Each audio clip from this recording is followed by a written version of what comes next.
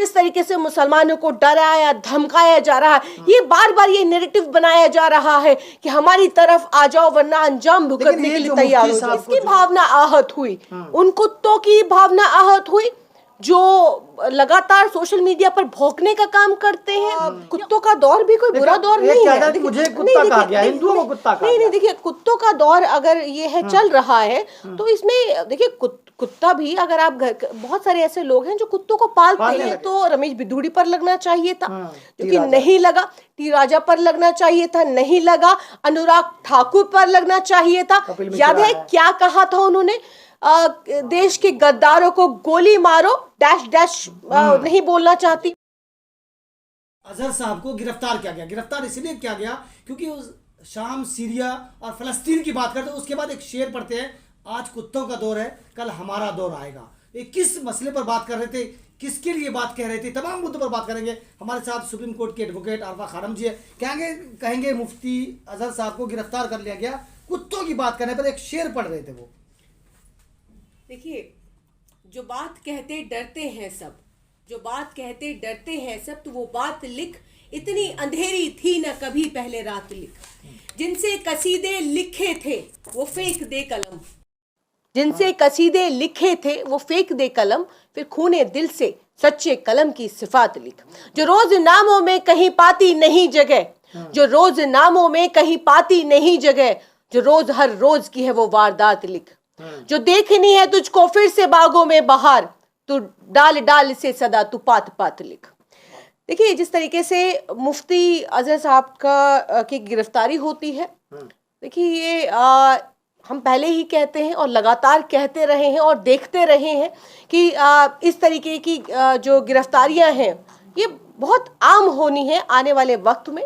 आप मुसलमान कुछ भी बोलेगा, कुछ भी कहेगा, उस पर फौरन यूएपीए लगा करके उसको जेलों के अंदर ठूस दिया जाएगा, उस पर फर्जी मुकदमे लगाए जाएंगे और लगाए जा रहे हैं। आप ये देखिए, कहीं ट्रेनों के अंदर उनकी मौतें हो रही हैं, कहीं पर उनको मार मार कर पीट कर। अभी हाल फिलहाल में मैंने देखा कि एक जो सफर कर रहा था, एक लड़का सफर कर रहा था एक ट्रेन के अंदर, उसको इतना मारा गया, इतना पीटा गया, क्योंकि वो मुसलमान था, इतना पीटा गया कि उसको पीट पीट कर मार दिया गया और कहीं पर उसे उतार करके उसके गले में फंदा लगाकर एक पेड़ से टांग दिया गया। ऐसी उसकी लाश मिलती है।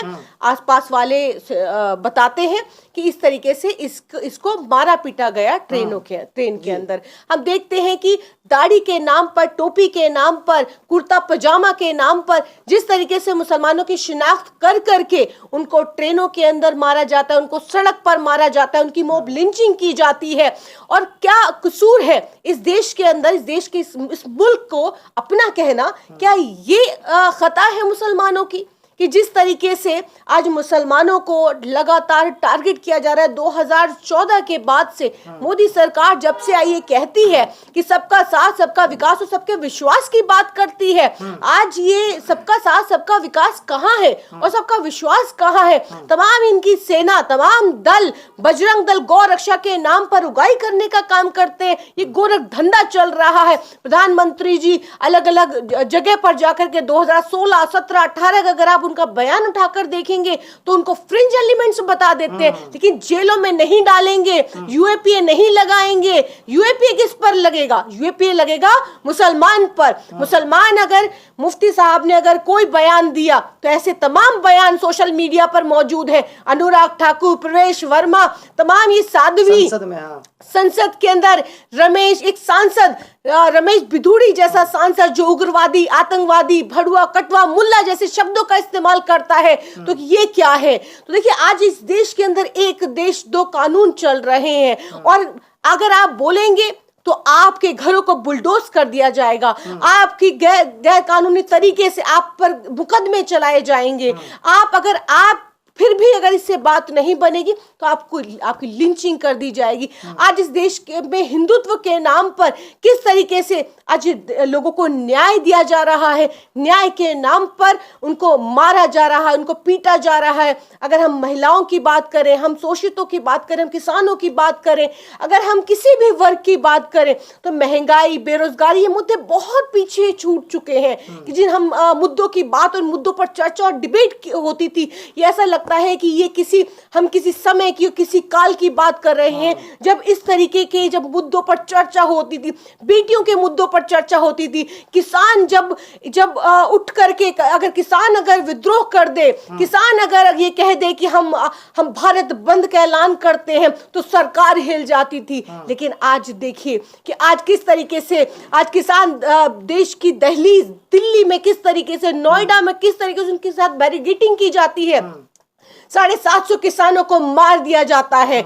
जो एक बिल लेकर आते हैं उसके नाम पर ये कहा जाता है पहले फायदे गिनाए जाते हैं, फिर नुकसान गिनाए जाते हैं, फिर वापस ले लिया जाता है। तो देखिए इससे 750 किसानों की शहादत हो जाती है। सीए के नाम पर, यूसीसी के नाम पर आज जिस तरीके से मुसलमानों को डराया धमकाया जा रहा है, ये बार बार ये नैरेटिव बनाया जा रहा है कि हमारी तरफ आ जाओ वरना अंजाम भुगतने के लिए तैयार हो जाओ। साहब को जो गिरफ्तार किया गया एटीएस ने, गुजरात एटीएस ने गिरफ्तार किया, क्या ये मौलानाओं को जो इस तरह के भाषण देते हैं या अपना पैगाम पहुंचाते हैं उनको डराने की कोशिश है, या भारत के मुसलमान को क्या कहा जा रहा है कि जो हम चाहेंगे वही करो, आप फालतू कुछ नहीं बक सकते? देखिए अब दूसरे दर्जे का नागरिक बनाने की कोशिश हो रही है। ये कहा जा रहा है कि देखिए आप इस देश का ऐसा अछूत मुसलमानों को समझा जा रहा है कि आप अछूत हैं, आप दलितों से भी ज्यादा अछूत बनाने की कोशिश हो रही है मुसलमानों को। क्योंकि आप अगर बोलेंगे तो आप पर यूएपीए लगेगा। जिस तरीके से हमने देखा मुफ्ती साहब के ऊपर गिरफ्तारी हुई, क्या मैंने जो सोशल मीडिया के माध्यम से जो मैंने देखा, जो मैंने सुना, वो मैंने यही देखा कि कुत्तों की बात की उन्होंने कि अभी कुत्तों का दौर है, हमारा दौर भी आएगा। उन्होंने किस सेंस में कहा, किस मुल्क के लिए कहा, क्या क्यों कहा, किस लिए कहा, लेकिन किसी की भावना यहाँ पर कैसे आहत होती है मैं नहीं समझ पाई कि किस तरीके से कुत्तों की बात करने पर किस तरीके की से भावना आहत हो गई और उनकी गिरफ्तारी हो गई। किसकी भावना आहत हुई? उन कुत्तों की भावना आहत हुई जो लगातार सोशल मीडिया पर भौंकने का काम करते हैं, या उन कुत्तों की भावना आहत हुई जो डीजे चला करके गंदे गंदे गाने चलाते हैं। हमने देखा कि 22 जनवरी को जिस तरीके से लखनऊ के अंदर गाली माँ बहनों की गालियां दी गई, डीजे पे गाने चलाए जाते हैं, जिस तरीके से मस्जिदों के सामने जिन शब्दों का प्रयोग किया जाता है, कटुआ मुल्ला जैसे शब्दों का प्रयोग करके, और किस तरीके से मुसलमानों को गाली दी जाती है, क्या वो अपने आप को कुत्ता समझते हैं? मैं नहीं समझ पाई किन लोगों की भावना आहत हुई। इस देश के अंदर 140 करोड़ लोगों में से कितने लोगों की भावना आहत होती है। तो जाहिर है जो जिसने भी कंप्लेन एफआईआर दर्ज कराई है और जिसके भी कहने पर ये गिरफ्तारी हुई है, तो पहले ये समझना चाहिए कि वो किस कैटेगरी का आदमी है, वो किस तरीके का आदमी है, वो किस दल से है। तो ये जाहिर है सब क्लियर हो जाएगा, साफ हो जाएगा। तीर राजन जो राजा है वो नबी के बारे में गुस्ताखी करते हैं, उसके बाद गालियां देते हैं मस्जिद के सामने। लेकिन गुजरात पुलिस जो है, अभी बिल्किस बानो का मामला आपने देखा, मालाएं पहना जाती है लेकिन उन लोगों को नहीं पकड़ती है, छोड़ दिया जाता है। देखिए कुत्तों की बात है यहाँ पे, तो गुजरात पुलिस एक भाषण में, देखिए कुत्तों की बात है ना यहाँ पर, तो कुत्तों से मैं समझती हूँ कि किसको प्यार है। जाहिर है कुत्तों का दौर भी कोई बुरा दौर नहीं है। मुझे कुत्ता कहा गया, हिंदुओं को कुत्ता कहा गया। नहीं, देखिए कुत्तों का दौर अगर ये है चल रहा है तो इसमें देखिए कुत्ता भी, अगर आप बहुत सारे ऐसे लोग हैं जो कुत्तों को पालते हैं, उनको अपने बच्चे की तरह रखते हैं घरों के अंदर। उनको देखिए किस तरीके से उनका आज देखिए बड़े बड़े शोरूम्स खुले हुए हैं कुत्तों के, उनके खाने के पीने के, उनके। देखिए जाहिर है कि अगर ये मुफ्ती साहब ने कहा भी है कि कुत्तों का दौर चल रहा है, तो इसमें मुझे लगता है इसमें कोई ऐसी बुराई वाली बात नहीं है कि अगर कुत्तों का दौर अगर चल रहा है, बात फिर कैसे आने लगी? अगर बुराई नहीं है तो आप वकील है तो आप बता सकते हैं। देखिए ये तो वही बताएंगे जिनकी भावना आहत हुई है। कुत्तों का दौर है, हमारा वक्त आएगा, सब याद रखा जाएगा। ये तो हम ये लग सकता है। देखिए अब ये तो जो क्या इस बयान पे यूएपीए लग सकता है कानून पे? नहीं देखिए यूएपी ऐसा कानून नहीं है कि जो कुत्तों की बात करने पर यूएपीए लगेगा। यूएपीए तो रमेश बिधूड़ी पर लगना चाहिए था, जो कि नहीं लगा। टी राजा पर लगना चाहिए था, नहीं लगा। अनुराग ठाकुर पर लगना चाहिए था। याद है क्या कहा था उन्होंने? देश के गद्दारों को गोली मारो डैश डैश नहीं बोलना चाहती मैं। तो इस तरीके के शब्दों का इस्तेमाल किया गया और फिर लगातार सोशल मीडिया पर जिस तरीके से आपने देखा कि गोली मारो करके, और जब यहाँ पर CNRC का जब प्रोटेस्ट चल रहा था तो किस तरीके से कुछ इसी तरीके के लोग यहाँ पर पहुंचे थे, गोली और बंदूक लेकर पहुंचे थे। कपिल शर्मा पहुंचा था, राम भक्त चामिया पे पहुंचा था, आपको याद होगा, गोली चलाई, लेकिन जमानत कितने दिन में? 3 दिन के अंदर जमानत मिल जाती है। तो जाहिर है तो आज किसका दौर है हम सब जानते हैं। तो अब ये इस पे यूएपीए लगाना, इस पर यूएपीए लग सकता है नहीं लग सकता, मोदी सरकार है, देश के अंदर तानाशाही है।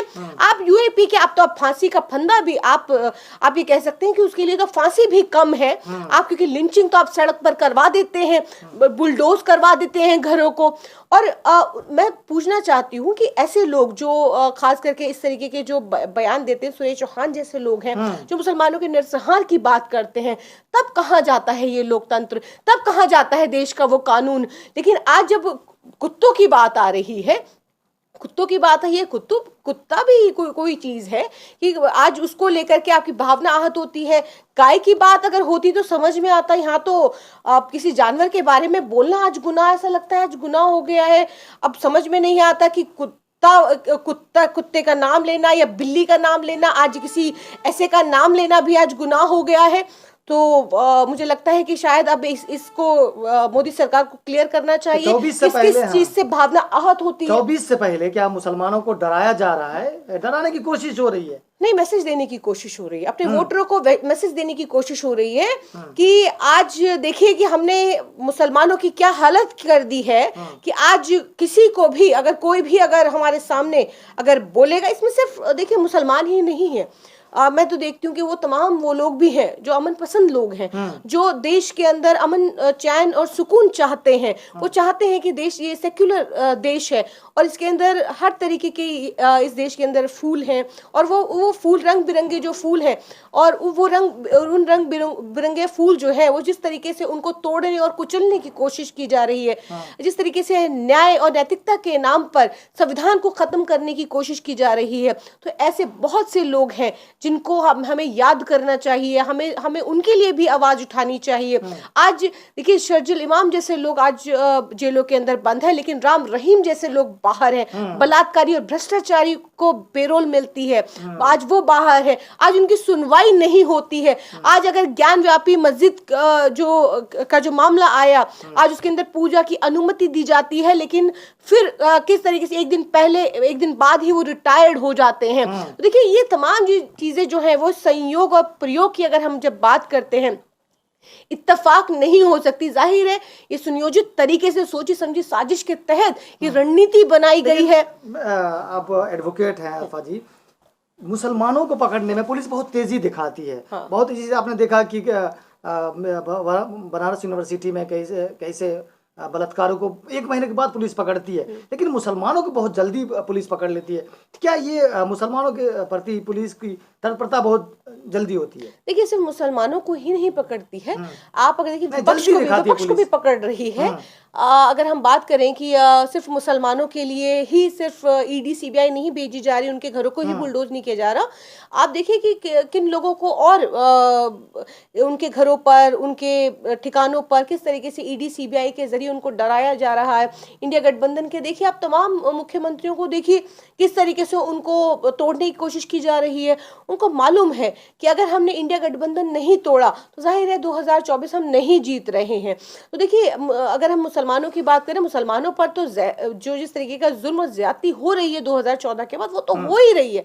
लेकिन अगर जो लोग, जो इस देश का सेक्युलर हिंदू है, जो सही मायने में हिंदू है, जो हिंदुत्व के नाम पर जो लोग नफरत परोसने का काम कर रहे हैं, आप उन्हें अगर हिंदू समझते हैं, जिस तरीके से सिर्फ झंडा लगा करके और आप ये कहते हैं कि हम हिंदू बन गए हैं, किसी को जबरन जय श्री राम कहला करके आप अपने आप को हिंदू कहते हैं, तो देखिए वो हिंदू जो कि जो हिंदू धर्म असल में क्या है, असल में हिंदू धर्म क्या कहता है, जो इस बात को समझते हैं, वो हर धर्म के लोगों की आवाज उठाते हैं, हर तरीके से आवाज उठाने का काम करते हैं। और उनको क्या मिलता है, उनके घरों में किस तरीके की रेड चल रही है, लगातार कई दिनों से उनके घरों पर उनको तोड़ने की, उनकी हिम्मत को तोड़ने की कोशिश की जा रही है। उनको ये कहा जा रहा है, उनको पर दबाव बनाया जा रहा है कि आप भाजपा में शामिल हो जाइए, नहीं तो अंजाम भुगतने को तैयार हो जाइए। अब देखिए तमाम किस तरीके से झारखंड के अंदर किस तरीके से सरकार गिराने की कोशिश हुई, हालांकि बहुमत साबित नहीं कर पाए, और फिर से दोबारा से जिस तरीके से सरकार बनी है, भाजपा सरकार नहीं बना पाई वहां पर। लेकिन तमाम राज्यों के अंदर जिस तरीके से उन्होंने जो सरकार को तोड़ने और मरोड़ने का काम किया और तोड़कर अपनी सरकार बनाने का काम किया, वो हमने देखा। लेकिन इसी सत्ता बल के और पैसे के दम पर आज देश के अंदर तानाशाही चल रही है। तो देखिए ये इस तरीके से गिरफ्तारियां होना, इस तरीके से यूएपीए लगाना देखिए बहुत आम होने वाला है। 2024 जो लोकसभा चुनाव आने वाले हैं, उसको हमें बहुत बहुत सारी चीज़ों का एहतियात भी करना है, बहुत ही संभल कर सब्र से हमें काम भी लेना है।